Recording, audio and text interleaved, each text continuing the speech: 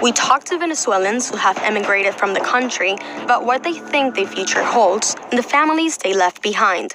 I think we were all forced to leave Venezuela and to find new opportunities in many places. I feel like I don't have future in Venezuela. I eat 3 meals a day. I have transportation. I have everything that I want to, something that I didn't have in Venezuela. My family has been fighting and trying to find for food with the little money that they can earn from their jobs. Well, they haven't cured many of their problems, health problems, because medicine cannot be found. Wait a minute. Hold on. Welcome to Real Talk. Now, are you looking at these Euro-Venezuelans? And you're looking at a drone view that I'm showing you there of Caracas, the rich area, the middle class side, Las Mercedes. You believe what's coming out of these kids' mouth?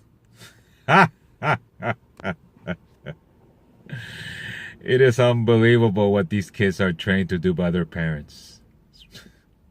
I stopped looking to the news and everything that was happening because it would cause me so much pain. A mí me duele profundamente cómo están masacrando a los jóvenes, cómo meten a cualquiera preso. This is not a democratically elected government. These elections that passed came from a constituent assembly, came from a rigged Justice Department, came from a rigged electoral committee, all appointed by Maduro. This idiot needs to do some research. Doesn't he know that Richard Nixon, a previous U.S. president, who received the Nobel Peace Prize for reviewing elections all around the world, said that the Venezuelan elections were impossible to rig?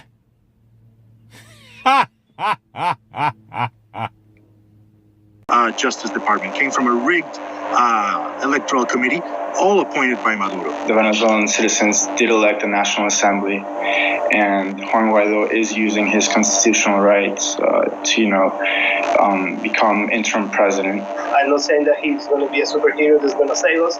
I want to believe that he's the man necessary. I support them because they're trying to achieve a change that we need in our country since Chavez got in power. What?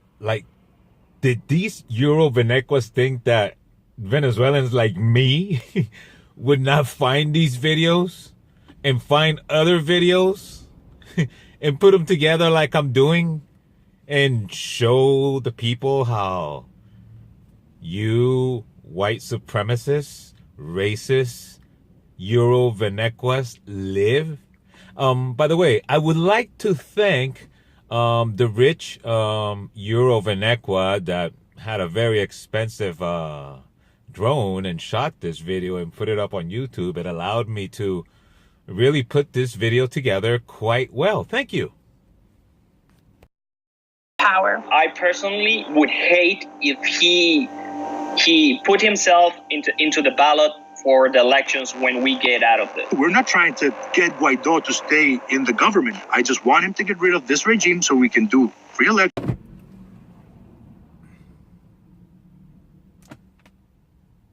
Rebuilding what?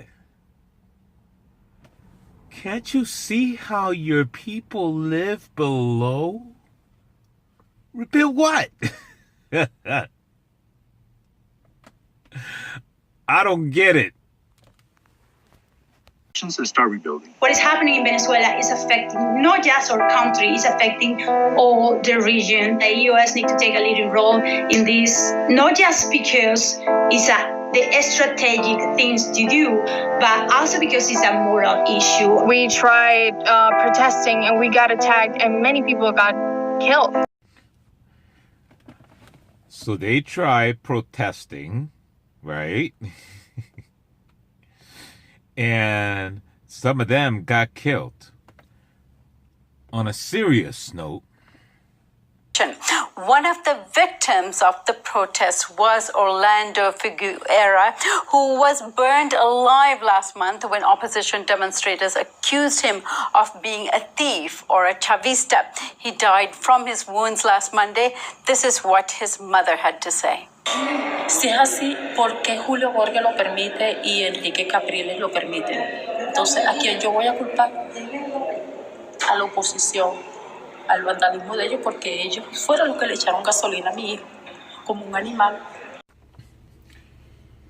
She couldn't have said that any better. He was burned alive, like an animal. I thought those days were gone with the Mississippi old days in the States and Alabama, where they would hang Negroes and burn them alive. Nope. Still going on in my country. That is number 60-something in this past year. See that lady? That's a true Venezuelan right there. That's what basically they look like. Yeah, like her, like me, a little bit lighter than her. You know, a lot of them with straight hair, some with hair like mine, more afro than anything. You know, but that's the real Venezuelan. These kids you're listening to right now, okay, who never lived, none of these people that are speaking lived the government that was there prior to Chavez. So these kids have no clue what they want. They only want what their parents told them, how they used to have it really good before Chavez came. That's about it.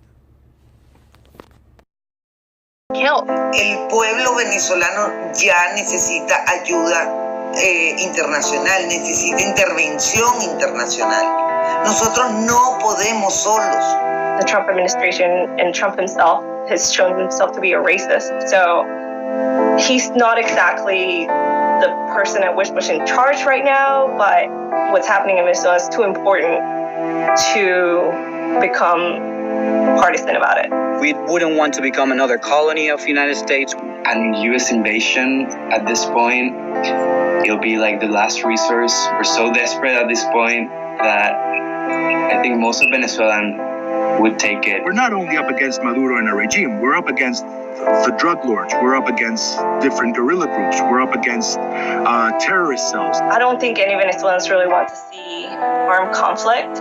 I don't think anybody wants any more people to die. But if it comes to that, I mean, I would hope there's a coalition of countries to help.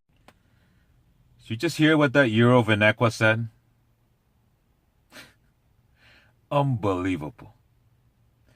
If it has to come to that, why not have other countries come in and help? To what?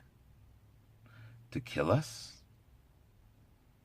To do the same thing your people had our people that were mentally colonized do to us in 1989 when you killed over 1,000 of us?